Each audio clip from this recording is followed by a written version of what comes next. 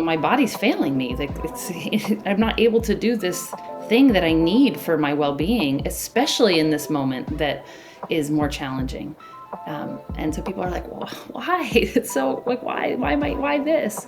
But even that's why I say the interruption is sacred, and what it interrupts is important too, especially when what it interrupts is something that we've been really using to stay afloat or to manage, especially to manage our emotions.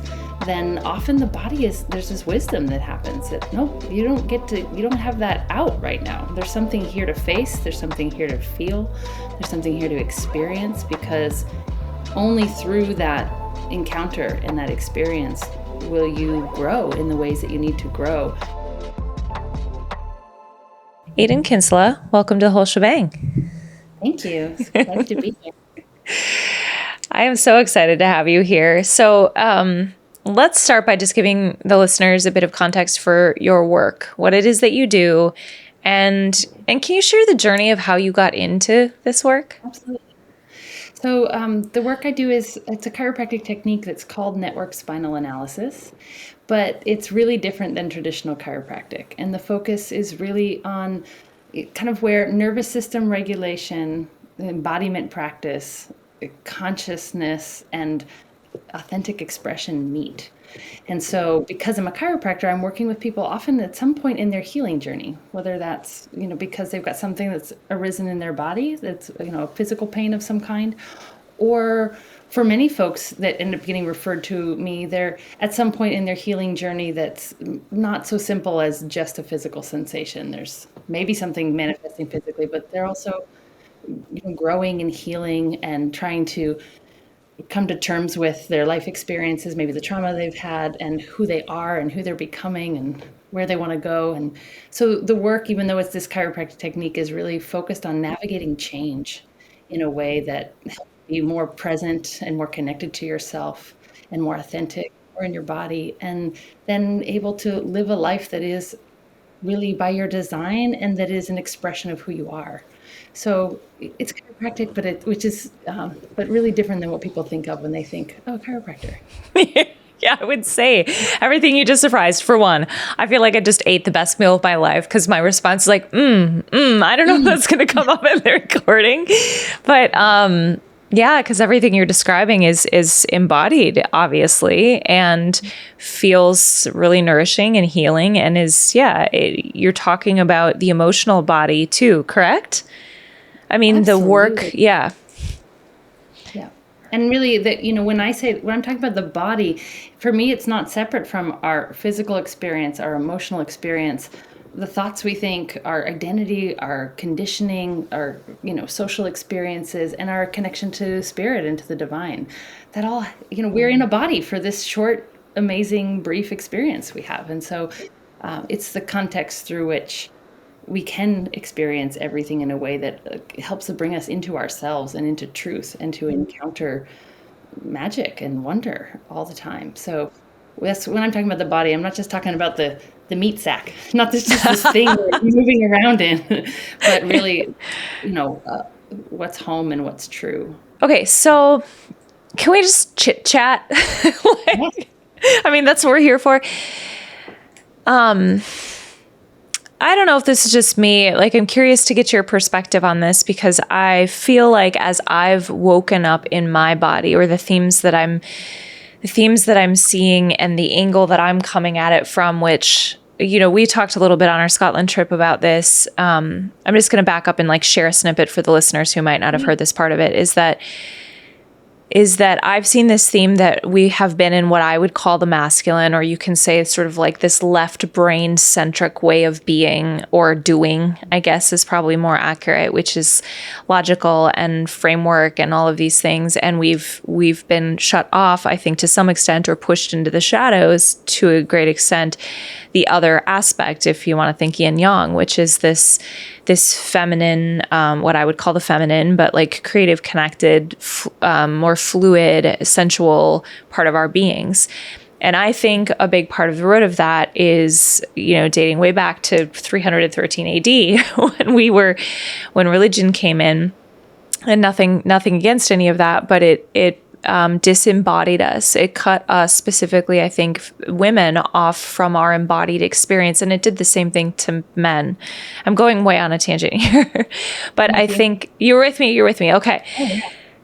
And so as that's become more and more clear to me, I had this fascination with just energetics between if I'm leaning more into the energetic of the feminine, how people in my world, whether they're romantic or my kids or my colleagues, would tend to polarize in that. So at first it started with that, but then I just saw this theme holistically that seems really evident now, that we have been disembodied as a society, and people are coming back into their bodies, and what that's doing in terms of awakening their intuitive sense, their lived experience, the healing of emotion that's been trapped in the body. And so that's particularly why I thought, Aidan, come on and tell me what you're seeing, what you know. So given that a little bit of a context from where I'm coming at this from, what are you seeing in that regard? And are you seeing more people that are coming back into their bodies in a new and different way? Or what's your perspective on all of that? I think because people come to me for support around their body. I see a certain slice, right? I see people who they're having to reckon with their body, and often it's pain that gets you in the door. It's pain that interrupts you and says, I can't keep doing what I've been doing because I can't. I'm hurting. It's not working. And that interruption is a sacred thing, really, because it's an opportunity for discovery and for realigning with who we are. So this challenge you're talking about really being disconnected and not aware of, or really living in our skin, in our bodies with awareness and with energy, I've seen that all the way through. So this is not a new thing, like you're saying. It's been for centuries, but it's certainly accelerated as technology has accelerated. And then I would say in particular in these last several years since the pandemic, as we are, people's lifestyles have changed so dramatically, to be more disconnected, not just from the body, but also from each other, and so from opportunities for things that could kind of bring us, into contact with ourselves and our body in another way, because we do that for each other in huge ways. So I would say that it's a problem that is growing, and you have so many people that their entire experience of their life is really not here. It's through a computer screen. Whether they're connecting with friends socially that way, their job is on a computer, the work that they're doing is really inside of these realities that are virtual, in the sense that they're working on a project that's inside a project that's for a thing that they never actually come into physical contact with or touch. And so there's this continued issue of not really being in our bodies that's exaggerated and accelerated by there's less and less that brings us into contact that way. And so, healing and pain and disease is unfortunately often the way that people end up with that reckoning. Like, I can't. Can we talk about that a little bit more? You said I don't know if you strung these words exactly together, but that the pain is a sacred thing. The interruption. Oh, okay. Interruption. Yeah. Speak to that. Challenging about pain is that it interrupts us. Like, we're actually pretty tolerant of pain. We can walk with and live with a lot of pain. But when pain interrupts us, that's when we get upset and frustrated. And the kind of continuity of what we think we're supposed to be doing, or we want to be doing, or we feel obligated to do, is interrupted because of the pain we're having. And I'm just going to define pain not just as a physical sensation, although often it's accompanied by that, but pain is any uncomfortable experience that interrupts your life. So that can be emotional pain too. It can be a circumstance that's happening in your life that is getting between you and the moment and your ability to keep going in the direction you're going in. So that interruption is sacred, because really the purpose is purposeful. And the purpose of pain is to interrupt us and to allow us the opportunity to stop and to take inventory and to recognize the change that either has already happened that we need to adapt to, or is happening, or is coming. And so pain and change are really in relationship, and we'll often experience more pain when there is suddenly new uncertainty or there's new change afoot. Would you say that it's a symptom of, well, yeah. I mean, if we're talking about bodily pain, it's a symptom of something. But I think when we had a previous conversation, I'm just going to go ahead and share. Well, one of the conversations I remember, we were at a dinner table together and we were talking about how when I've traveled in the past, I had one trip that I traveled on. I don't even know if I should share this. But, well, maybe this speaks to like being uncomfortable in my body, that I didn't have a bowel movement for 10 days. And do you remember this conversation? I do. I'll never forget that. And so you guys started asking me questions around it. So I'd love to kind of go down this path, whether it's something like that or other things, when pain is interrupting us or when there's discomfort or when there's some symptom that's showing up. Maybe you can kind of go through some of those the line of questioning that you took me through, and what people would do when they have pain that interrupts their life. What does it mean? How can they view that? What do they look at that like? Well, one of the first questions I ask people when they're sharing something, that's painful is, well, when did that start? Because pain, sometimes we live with pain for a long time before we're asking for help or talking to somebody about it. So when did that start? And what was happening? What was happening in your life at that time? What was going on leading up to the moment when that emerged? And really encourage people to take a really wide lens. So what we are taught to do is, if I have pain in my knee, then I think about, what did I do with my knee today or yesterday or the last 3 days? So I think of there's this one spot, and I think only in a physical context that could be resulting in this knee pain. And the inventory I encourage people to take is to say, "Whoa, my knee hurts. What's happening? Where am I at? What's changing? What is new? What's challenging?" And sometimes then we're able to see something that's quite obvious when we take a moment to step back and like, wow, that knee pain emerged right after my mom got a terminal diagnosis. And it was so challenging because I'm a runner, and running is how I handle stress. And so, my body's failing me. Like I'm not able to do this thing that I need for my well-being, especially in this moment that is more challenging. And so people are like, well, why? It's so like, why this? But even that's why I say the interruption is sacred, and what it interrupts is important too, especially when what it interrupts is something that we've been really using to stay afloat or to manage, especially to manage our emotions. Then often the body there's this wisdom that happens that, nope, you don't have that out right now. There's something here to face. There's something here to feel. There's something here to experience, because only through that encounter and that experience will you grow in the ways that you need to grow in order to adapt to this change that's either happening or is emerging or imminent. Yeah, it's so significant, because I think obviously, why now? Like why? And I think this happened, what caused it, but why now? And it's important, I mean, just even the practice of giving enough space for self to reflect in a really real way is, I think, something that a lot of us don't do. And so it's the cycle of like, hence the interruption. And I think in a lot of ways, I mean, you mentioned COVID. COVID was this major interruption for a lot of us that caused us to not be able to cope in ways that we'd coped before, that a lot of people have also woken up to new things. But it's so interesting, because I feel like, actually, who was it just said this recently? I can't remember. I'm reading things all the time, all over the place, like so many people. But just the idea that pain sometimes can be a portal, that it is the pathway, or fear might be the compass. And in this way, instead of just treating the symptom of the pain, I love, the work that you're doing in the way that you're encouraging people to go much deeper than just the symptom. But it's hard, I think, for speaking for myself to to look at it objectively and see, well, I don't know, because I was traveling. That's why I didn't go to the bathroom for 10 days.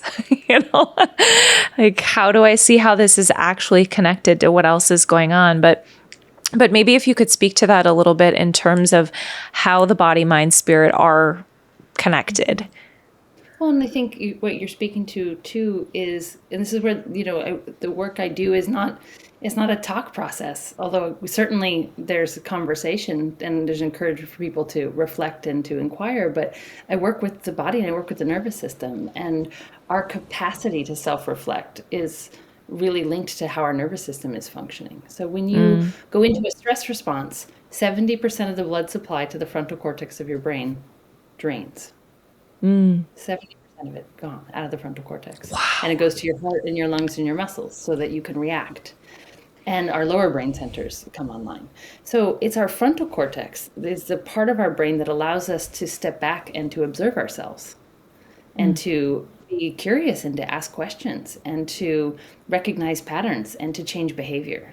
So when I'm, in a habitual kind of chronic state of fight or flight physiology, which most people are running their lives on that energy, and are rewarded for it too. So this is not a fault of people. This is the way that we are doing culture and work and society.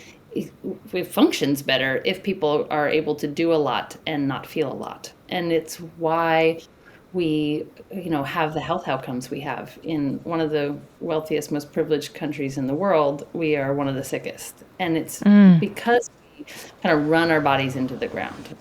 So that's not a fault of the individual, but more of the system of how we're living. So when we're living in that kind of chronic state of fight or flight, the part of your brain that you need, the physiology that you need online and on board to ask those kinds of questions and really be able to perceive deeply and answer them authentically is not available to a lot of people. And it is easy to get there, but it can feel like that's far out of reach. So this is, in a way, I don't mean to oversimplify this, but the work that you're doing really is retraining the nervous system. Absolutely. Okay. Absolutely. And I'll just share one, piece of the physiology that I'm working with kind of mechanically in the body is that when you go into a stress response, your spinal cord tightens. Just like if you become stressed, you may notice that muscles tighten. The sheath around the brain and around the nerves tightens. And that's on purpose. It's protective, but it also mutes our awareness of our internal landscape. So in a moment of that I need to protect myself, our fight or flight physiology is wired that this tightening of the spinal cord means that my brain is not able to perceive my physical and emotional sensations as clearly.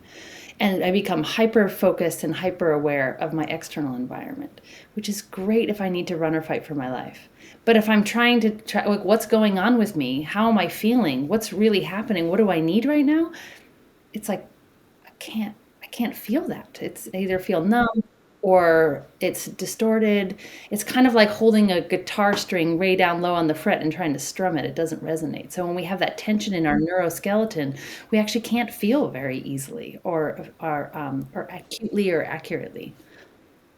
So the work I do helps the nervous system become aware of how it's holding and start to soften and unwind those patterns. And so as that tension drops down out of the nervous system and breath opens up and space, it's what it really feels like to people is like all of a sudden space opens up inside of them.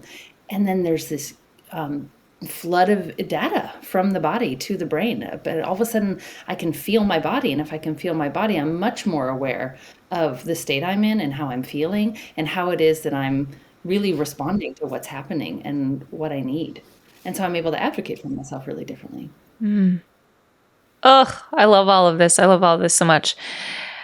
Okay, so we become more acutely aware of our body. And one of the things that I'm very tuned into is our awareness or connection to, not even connection to, I guess our intuition. And I'm curious if that's what if you would name that consciousness. You mentioned that you said embodiment, consciousness, and authentic experience. And so coming back to that consciousness piece, as we are becoming more aware of, because I believe our intuition speaks through our body. Would you agree with that? Everything speaks through your body. But yes, absolutely. So Say that again for the people in the back. You said everything speaks through your body? Everything speaks through your body.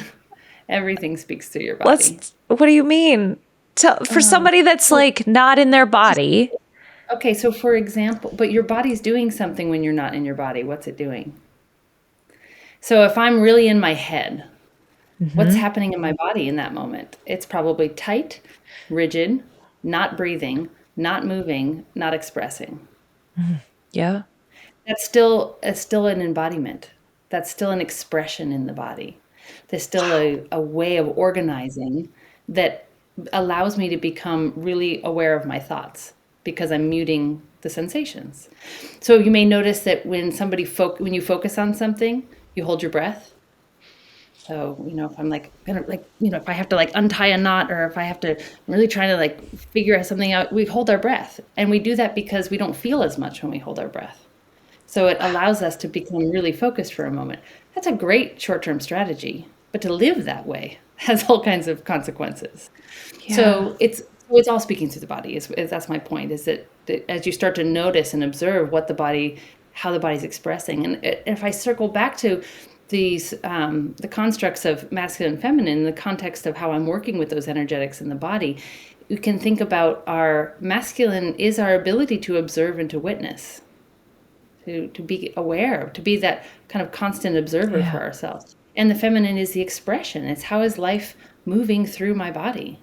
So even, in a world that overemphasizes the value of those masculine aspects of our wholeness and undervalues these feminine aspects of our wholeness, we'll even think, we'll try to observe more and notice more, but we've got to, in equal measure, feel and move and breathe and express. And so just becoming aware is just part of the process, but that awareness needs to move into some expression of acknowledgement. So speaking to that awareness, expressing that awareness, not just through words, but through how I'm holding myself, how I'm breathing, how I'm moving, how I'm interacting and dancing with and relating. And so intuition, intuition often you're saying is that's something that we connect with in the body, is partly because it's a little quieter and a little subtler seeming than how loud the mind and thinking sounds. Yeah.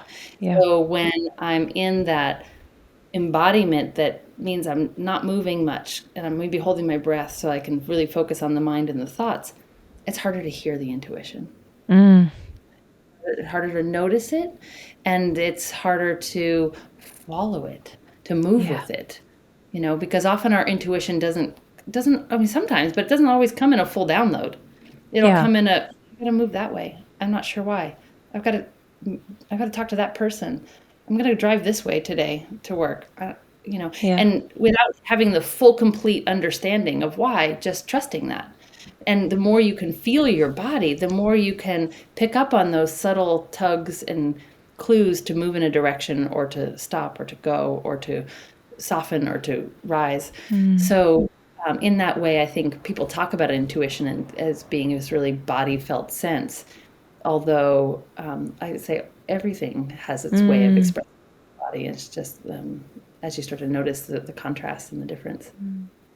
I love the way you share and teach about this. It's so powerful. Aidan, you've got a gift. You nailed that.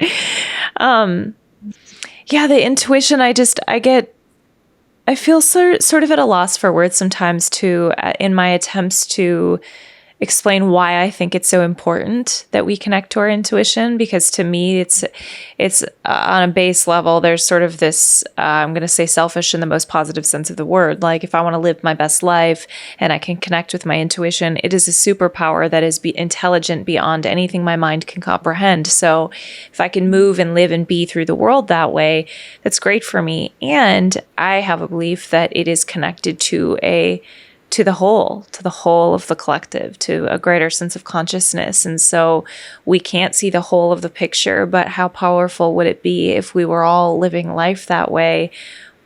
How would that impact our society and our environment? And the earth, the mother nature. I mean, how would that impact every day if we were living that way? And the truth is probably some people don't desire that. Like they are more comfortable maybe in their minds because there's a sense of control there. Or just a fear of feeling maybe. Do you run into that, or kind of what's your perception, whether it's in your work or just in general, on what keeps people from getting into their bodies? Yeah, I mean, I think it is those things. I also really believe that all humans want to live fully. So Yeah. I think you can look at someone and say, oh, they don't want to grow, they don't want to change, they don't want to heal, they don't want to be fully alive. I don't know that I would say that's true about our Sure. nature. And we can be so bogged down in layers of constructs of these kind of identities and habits. And when we're really in that, we're really in our head and really identified with these conditioned constructs of what it means to be who I am and to interact with the world the way I do, and so disconnected from myself and my body and my emotion, from my own humanity. I'm so disconnected from my own humanity. Then at the surface, it will behave and it will look like I don't value that. Um, and it's because it's not what my resources are going towards. My resources are going towards, survival essentially. And Yeah. usually the physiology that's under that is a highly stressed system. So you don't see a nervous system that's really connected and a body that's really connected behaving in those ways. Now, whether a person can sustain that has to do with their community support. None of us can sustain that all by ourselves. We're not wired to grow or to heal or to change in isolation. And yet now we live in a world that, especially here in this country, that glorifies individualism and being able to do everything by myself. And I think, well, at the beginning of the pandemic, I was very excited about this massive interruption and the incredible potential in that. The shadow side of it is that we became even more isolated and even more reliant on, we have an app that does more for us. And so we have fewer interactions, fewer ways to come into contact with others. And so our sense of being connected to a community that's larger than us for most people has shrank, Yeah. in large ways or small ways. So certainly you will encounter people who behave and speak and act like they don't want this.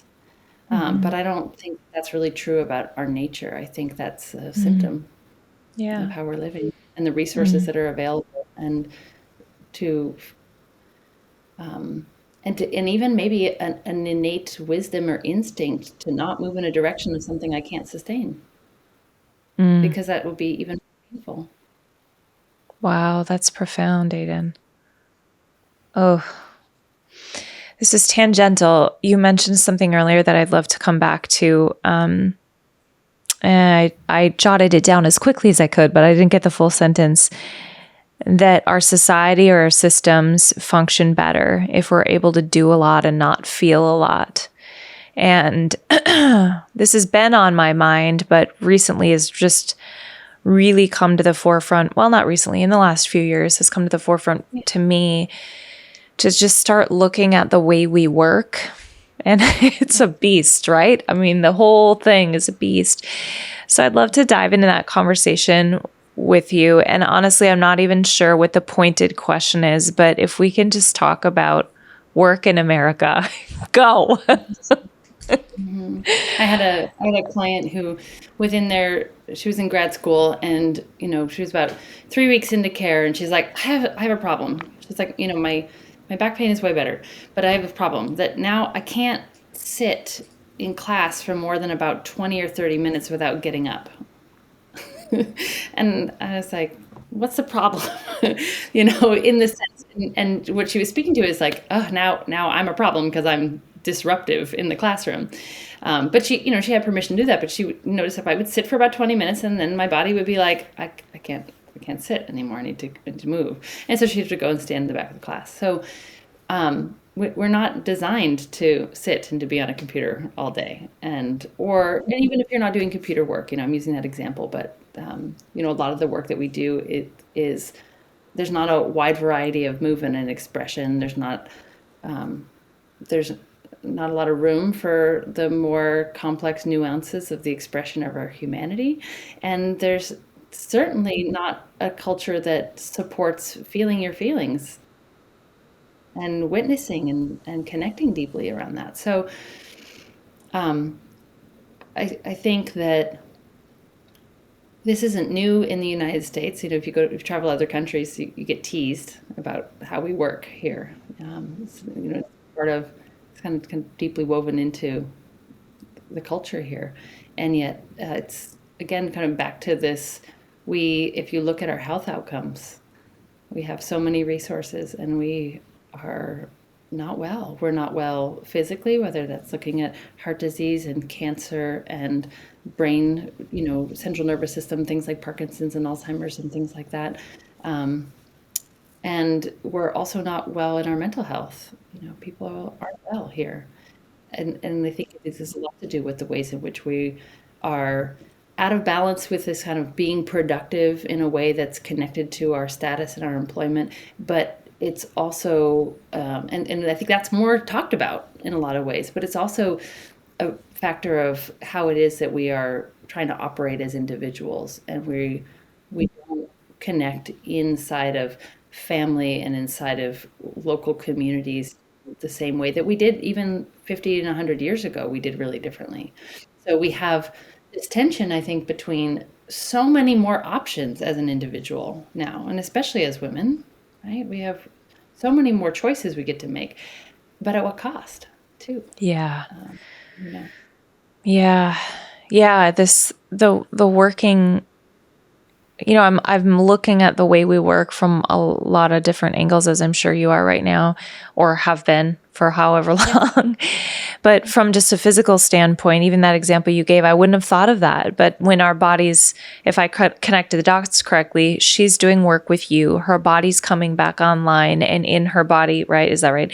Okay. And so in her body coming or her getting back into her body more, she's realizing what her body needs. And the needs of our felt sense don't fit in the system that we've built. And the system that we've built in this country is production centric, I would say. Right? Very absolutely.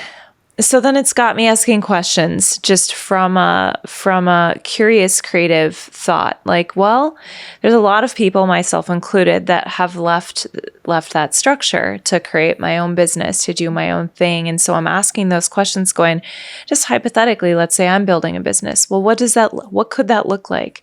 How does it look different? And growth is healthy, but how fast growing is healthy, and what does growth really mean? And what if I'm more evolution focused rather than growth focused in my business, so that I understand what prosperity versus abundance, like what does it look like to have enough, but not to overconsume? And what does it look like from a business sense to have enough, or to be collaborative in business to serve the needs of the community rather than to be in competition constantly, which causes overconsumption, overproduction, which damages the earth? You can see my mind is like going down all of these. In the stress physiology, if you think about that, just adding that to the stress physiology that puts us into in order to be able to do that and to sustain that.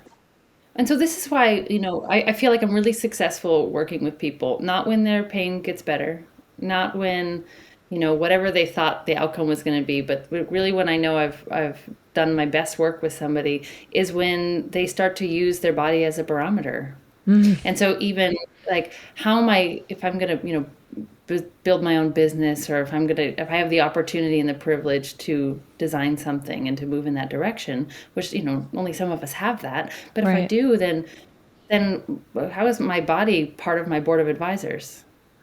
So am I making decisions from a place that I'm at least checking in with how that feels? And then in order to be able to do that, what are the tools I need, and what are the practices that I need, and what are the mentors and facilitators and support systems that I need in order to be able to have a more body-led life. And if I'm Mm, having a more body-led life, then it is going to be more emotionally attuned, and it is going to be more intuitive. It is going to be more relational. It's going to be more feminine in all these ways because to be in relationship with the body that way and to listen for, pay attention to, be attuned to, and respond lovingly to what's moving through me is to be in service to the feminine. mm.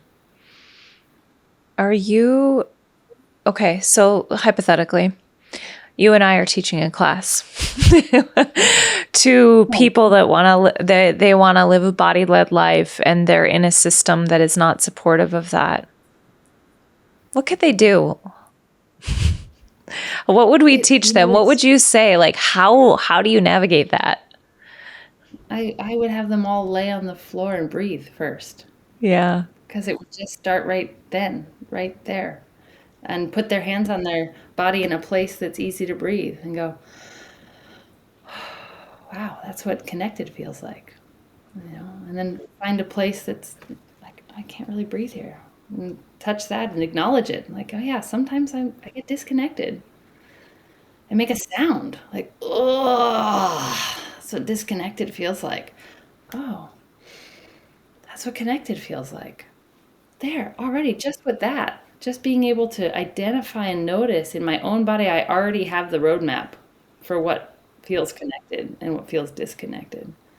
And so I don't have to go out and change the whole external world in order to start to live by that. I can still go to my regular, you know, 9 to 5 grind, but choose to walk in my own skin and in relationship with that in a new way. And even if it's just, I'm going to start my day doing that, I'm going to end my day doing that. It will start.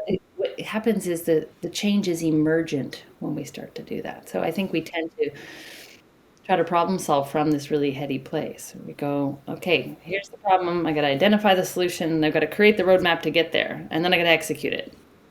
And when we do that, we're really only using a fraction of our intelligence because we're really only using that rational intelligence. And we're only going to allow in what I already know, and maybe just a little bit outside of what I already know.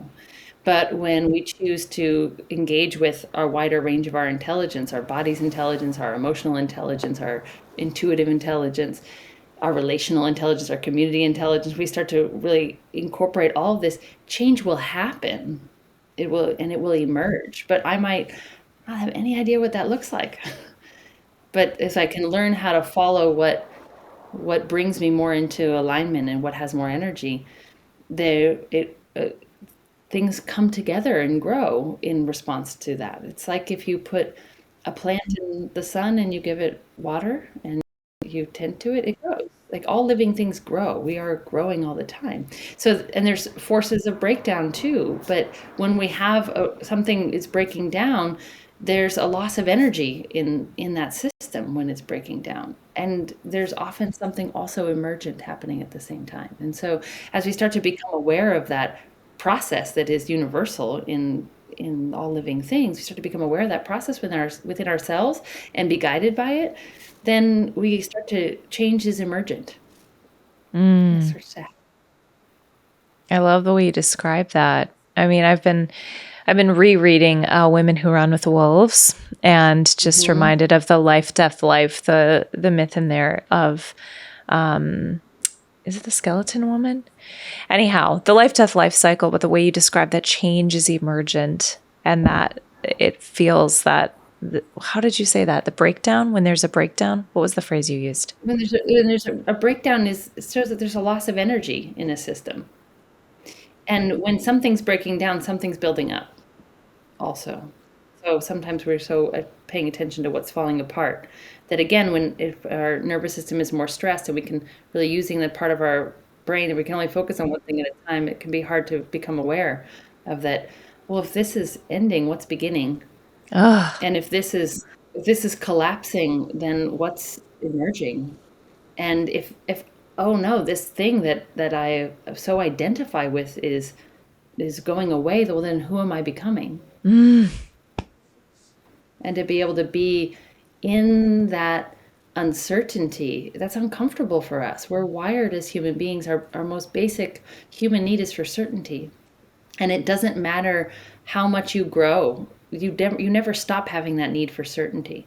But you can meet the need for certainty with a breath. Because a part of your nervous system that is hungry for that thinks in 3-second frames.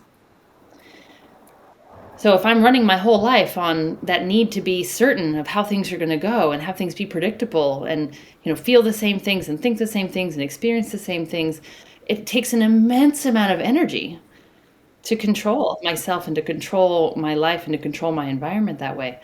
And when I can learn to find that quench of that need for certainty with a breath,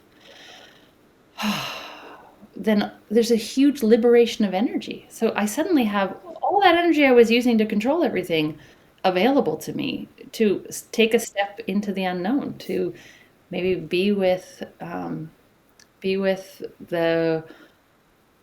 some of the maybe the fear, the sensations, or just like whatever I might be avoiding in not wanting to step into that space of the unknown. So when you say if we were to teach a class, like how would we even how would we do that? I think for people in contact with the resource that they have available to them that they don't even know that they have available to them. Just with the breath. Body and oh, it's so good. As you were talking about that, I'm thinking about the times in my life when I've gotten better at this, but the human in me, it really struggles with just watching something break down, being a witness to the breakdown, and, the older version of me would be the one to get in there and try to control because of the need for certainty to stop the breakdown, to like salvage the thing, to try to keep the leaves from falling off the tree. And then be like, oh no, you can't do that. And you can try to glue the leaves back on, but that's not nature. That's not what's in nature's design right now. And that's not an easy thing to do. But I think I just want to pinpoint that for people that are listening, because I see that in myself. I see that so often, right? It's so common as a human to not want to let go of the thing that's dying, to actually relinquish that need to try to control it and then be with the emerging. Just that reminder, just even if it's just a reminder of like, this is the way that nature works. There has to be something emerging. There just has to be. Yeah, change is constant. Yeah. So it's this irony. Here we are wired that our greatest need, our most basic human need, constant need for certainty in a world that's nothing's constant. Everything's changing, except for that you're going to die. And who knows if it's permanent? And our fear of death is a big piece of what you're speaking to. So when, because we're mortal, because we have this survival instinct, and if I'm living really mostly in touch with my fight or flight physiology, that survival instinct is loud, and it's what's kind of driving me behind the scenes. And so that survival instinct is to try to keep me alive.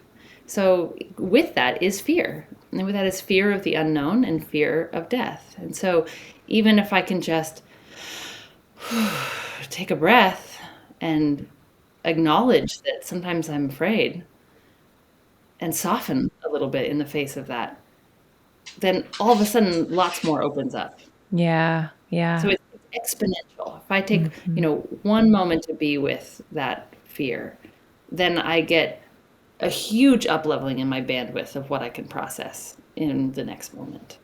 And so when that starts to become a practice, whether any uncomfortable situation or scenario, what we're talking about is really upgrading our physiology, because we're wired to avoid pain. It's part of that instinct. You touch a hot stove, what do? You jerk your hand away. So when something painful arises, our first response to it will be to move away.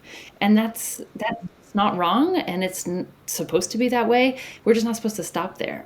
And so I can't control anything that's happening in my outside world. I really can't. I can make myself believe I can, but I really can't control what happens. And I can't control my first reaction to it.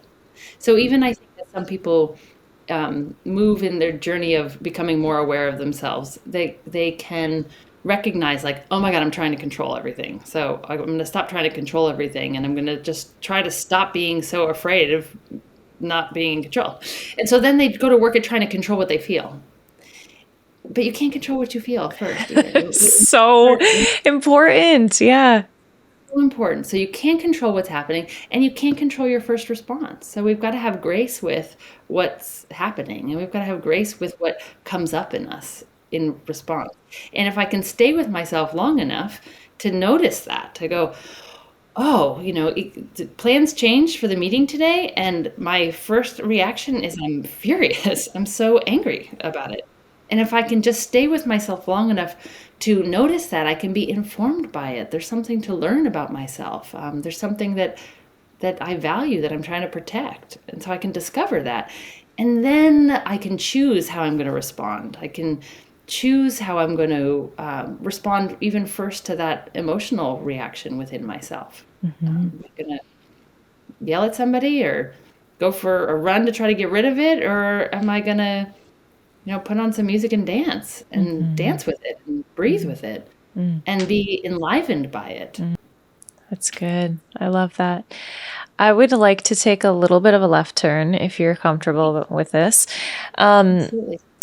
We talked about, and you'll have to jog my memory a little bit. So we've talked about the masculine, feminine, and reintegrating aspects into self and into relationship. And I can't remember if it was you that said this, that like the work that you've done has just really transformed your relationship. Was that you that said that? Yes, absolutely. Can you speak to that? To what your journey has been with the masculine, feminine, the work that you've done? Yeah. I was introduced to the idea of the masculine and feminine are energies, and they're a polarity that exists within the whole, and within the whole, within us as individuals too. Yeah. That I was introduced to that concept early on, and in relationship to the work I do. But where this really landed for me in my own sort of personal awakening and growth and change and transformation around that was when I was introduced to Regina Thomasauer's work. She wrote a book called Pussy, A Reclamation, and did a program for women called the School of Womenly Arts for many years in New York City. When I read her book and I went to her program, which was just to be in a room with 2,500 other women, first of all, was what an experience. I changed my life just to be in that room. And then to be in a room with 2,500 other women talking about what it means to be a woman and to be in your body and in your sensuality and in your power, and to begin to unlearn what we've all been taught, was such an awakening for me, because I really thought that before that I was free. I really thought I was free. I was lived kind of outside of the system in many ways. I was homeschooled. I'm queer. I came into that awareness of my sexuality young and with support. I am married to an amazing woman. I run my own business. I have a family. I have a daughter. Like I haven't felt constrained by many of the things sort of social. I was raised in a very kind of spiritually curious household. So many of these kind of forces of religion or traditional values or even school, ways in which so many of us get shaped really early, I had a lot more wiggle room and a lot more opportunity to explore and to be myself in ways. And so I really thought like I was free of that.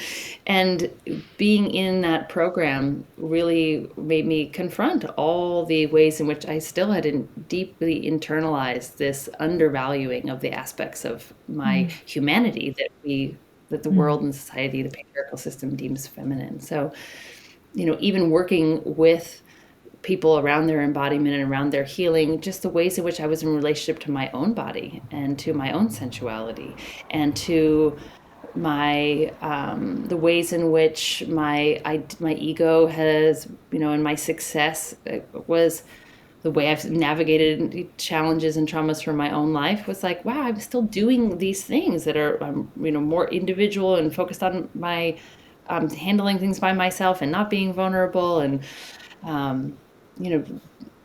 overriding the things that I feel in my body and disconnecting and not leaning into relationship and to sisterhood in ways that would be so much more true to my essence and nourishing. So that was a huge awakening for me. And to see it also in relationship to the work I do, because I look at bodies all day, to see the shifts in the women in the room. We'd have a conversation and I'd watch a woman's body come alive the way that it would take, 3 months of care in my office for that to happen, and I was like, man, there's something, even in how I'm in relationship to the work I do, where you still have to go to this doctor and receive this care and do this thing for so long. It's like still such the access is still really limited, and yet I saw this thing as just so emergent when you put women together, and started to have this kind of conversation where they had the opportunity to step outside of that conditioning and into something much more effortless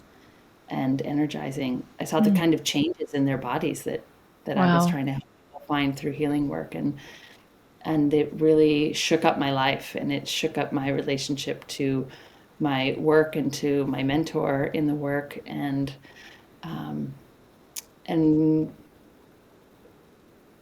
I think now that was 2018. So it's as a practitioner, it's had me come. I've developed a awareness that we already have everything we need, and just need the opportunity to be put in touch with it. So even that like opportunity to put my own hands on my body and find my breath and feel something. I don't need somebody else from outside of me to tell me what to do and who to be. I just need somebody who will stand for me for a moment and hold space for me to connect with that wisdom and intelligence that's within me. And so it's really changed who I am as a doctor and how I work with people. And it's changed my knowing of what's possible for people. And it's also been a pain point that I continue to learn from and grow from, of how that gap is so wide. So the experience that I had in that program is, compared to, if I walk out on the street, whatever woman walks by, the experience that she's having is still, that gap is so wide. And how that's a pain point for me, of like, how do we bring this closer, and what's the best use of me, and how can I be living my life and interacting in every opportunity I have in a way that supports that emerging change that's so needed. So I don't know if I answered your question, but You did. And I have a follow-up question. What's one of the, and I think you've touched on this potentially, but just to, if you could, if it's possible to boil down, what's one of the biggest unlearnings you've had since doing that work with the feminine? that I don't how would I say this? That I don't know. That we don't know. We don't know who we are or what we need. That self-doubt is learned. It's never that we don't know. It's just that we need a moment, and we need support. And that's really, again, changed how I work with people too, because I know that they know now too. And so how I witness and facilitate and hold space for somebody in their growth and healing is really different, knowing that they know when they don't know. Oh my And that when they gosh. don't know, I don't need to tell them. When they don't know, I need to be with them and be with my knowing of them and hold space for that truth to emerge, because it will. And I would say a second one, a deep unlearning, is fear of emotion, and fear of pain, and fear of emotional pain, fear of our kind of our the pain that we have as human beings. And so I have in the opportunity in that program to dive deeply into my feeling body, and to also witness other women do that. So go deeply into grief and deeply into rage, inside a container of support, and to have the experience of watching how that transforms a woman, and experiencing it, how that transforms me, and knowing that on the other side of that depth of feeling is so much resource and so much knowing and so much power and so much magic. And that really, Regina says that women are the greatest untapped natural resource on the planet. And so much of how we stay in this sort of stagnant place in that all that potential power is by being so afraid to feel, and feelings are intense and they're messy and they're chaotic, they're feminine, so they are, we can't control them, and they're uncomfortable, and so to be able to have the experience of both witnessing and experiencing in my own body, to go through the storm of the depth of my emotions and feel and experience again and again how much light is on the other side of that, and how much freedom in my body, and how much energy in my body, and how much aliveness in my body. And then, having that, and how I can then now be with others when they are in their pain, and not be afraid of it. That would be a huge unlearning that changed me. So much there. It's so powerful. This is sort of it feels like a basic kind of fundamental question. And I'm thinking of people that may be afraid to feel right now, that are listening, that are afraid to step into that level of grief, pain, rage, whatever it might be. Why is it that our greatest power is on the other side of feeling that? Why can't we get to our power without feeling our feelings? Because if we're not feeling our feelings, we're disconnected. It's like being unplugged. It's like the toaster's unplugged and you're trying to, figure out how to fix it. So you're not plugged in. If we're not connected, then we're not connected to our body, we're not connected to our life force, then we're not connected to our energy and to our power. Is it like a safe way to put it to say that it may be too simple, but that the same place that our intuition, power and feelings all reside in the same place, which is the body? We're kind of coming full circle, but to go, if we're going to tune in, if we're going to, it's all experienced in the body. Got it. But yeah, if we're going to magnify one area, all the areas get magnified. If we're going to turn on one area, all the areas get turned on. And so we can't bypass this to get to that. And I would say we can bypass, but the cost goes somewhere. So explain that. You can look around and see lots of people bypassing all over the place, but the cost goes somewhere. So for example, if I'm going to, put all my energy into feeling joyful and feeling, connected to the divine, and feeling part of and connected, then what happens when I have the experiences that remind me that sometimes I get disconnected, and sometimes I'm unkind, and sometimes I'm afraid, and sometimes I'm selfish in a way that causes harm to others. If I'm not willing to look at that and feel that and experience that, then I'm going to disconnect. And then it's like I can feel less and less and less of that thing I'm chasing for. Mm-hmm. And what as human beings tend to do is double down on trying to chase that even harder. Mm-hmm. And then we amplify. So we end up with this split where we may be so focused on doing good and causing all kind of harm without even knowing we're doing it to mm-hmm. ourselves or to those around us. Mm-hmm. I think you see that a lot in a lot of different ways. But you can think of feeling, like a shutter on a camera. I can't feel more of that good stuff that I call it good because I like the way it feels, without also letting in more of that stuff that's hard to feel. So, mm-hmm. which is also why I say the more I'm willing to go into the depth of my grief and experience it and find my breath in it and find my body in it and find my movement in it, find the sounds that I can make in it, and also in the rage, then that creates new peaks mm-hmm. for me. The joy I can feel, and the aliveness I can feel, and the connection I can feel, and the love I can feel, and the trust I can feel. Mm-hmm. So that's also why I know that the deeper I go, the more it opens me up to all the things that feel mm-hmm. good too. Mm.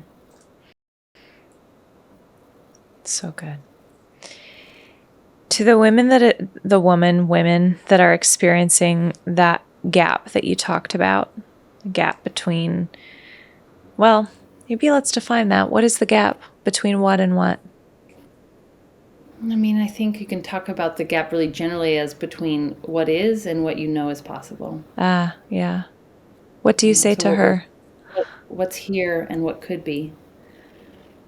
I say the same thing of like, how can I be more fully connected in my body in relationship to what's here?